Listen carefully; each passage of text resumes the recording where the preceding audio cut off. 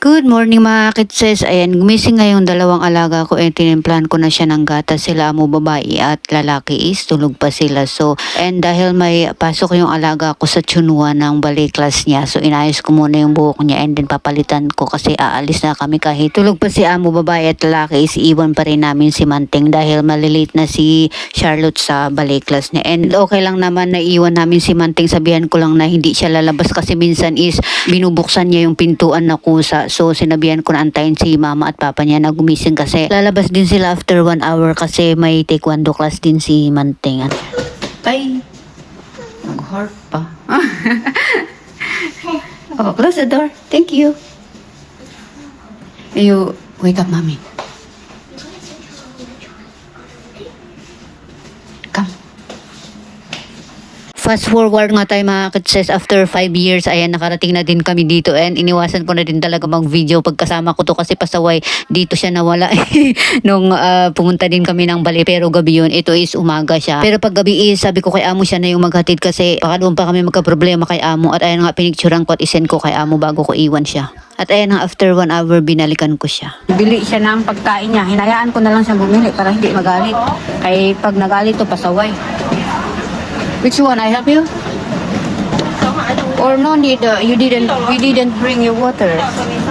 So, kanina, yan, babayaran din niya yun. Oh, bahala ka dyan. Fast forward nga ulit tayo mga kitses, nakarating na kami and sabi ni amo is antayin ko lang daw yung message and kukunin namin yung pagkain na in-order niya kasi andun pa sila sa taekwondo ni Manteng. Kinuha namin yung pagkain na in-order nila amo dyan sa baba.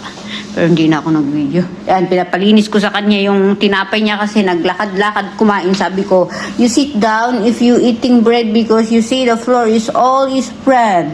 Now you clean up. You are not listening to me. At maya't maya nga ayan, may dumating na deliver so i-unboxing natin para maayos natin. Ilagay doon sa lagayan niya bago dumating sila amo para kakain ng lunch. Speaking of, habang nag-unboxing ako, sabi ko antayin ko sila amo and dumating na din sila. And sabi ko is tapusin ko lang to bago kami kakain ng lunch. At natapos na nga kaming kumain, din ako nakapag-video kanina. And then kinuha ko na din tong sampayin ay nilabahin ko, na isasampay ko na siya. And then yung tutupihin ko naman mamaya, hapon na to pero ngayon pa lang ako magsasampay.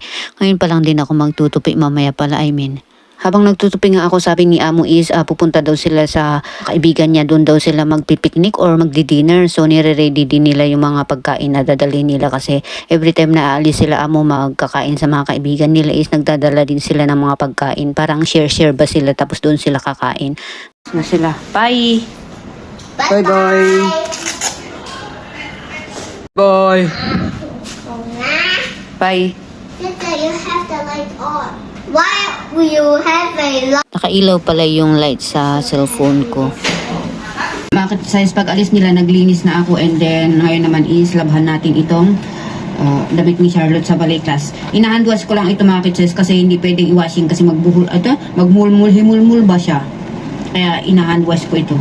Hindi ako nag-handwash ng mga damit nila or kahit ano, ito lang yung uniform lang ng alaga ko.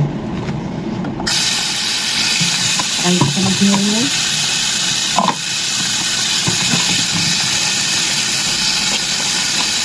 Isunod ko naman na tong uniform ng alaga ko and then tatago na kasi ito kasi winter na ngayon so kailangan na yung mahaba. Yun na yung gagamitin ng alaga ko. So itatago na nila ito pang next year na to.